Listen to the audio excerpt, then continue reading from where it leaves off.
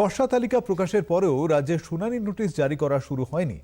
রাজ্যের মুখ্য নির্বাচনী আধিকারিকের কার্যালয়ের সূত্রের খবর, সন্দেহভাজনের তালিকা দীর্ঘ হওয়ার জন্য এই দেরি হতে পারে।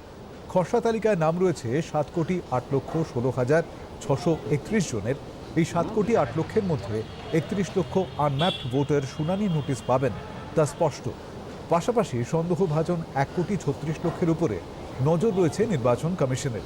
এই 1,36,00,000 থেকে কতজন নোটিশ পাওয়ার মতো তা কৃত্রিম বুদ্ধিমত্তা প্রযুক্তির সাহায্যে খতিয়ে দেখছে নির্বাচন কমিশন।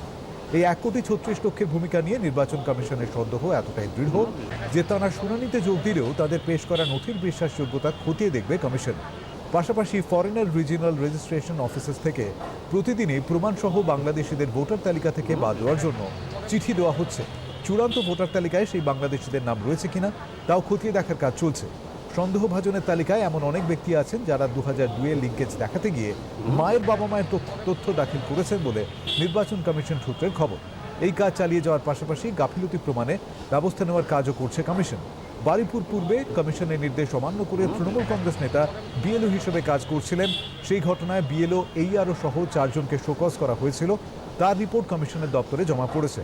অন্যদিকে জীবিত ভোটারকে মৃত দেখানোর জন্য চণ্ডীতলার বিএলওকে শোকজ করা হয়েছে। এছাড়াও একজন ভোটারকে শোকজ করা হয়েছে যার অশোকনগর এবং শ্যামপুকুর 2 বিধানসভাতেই নাম রয়েছে।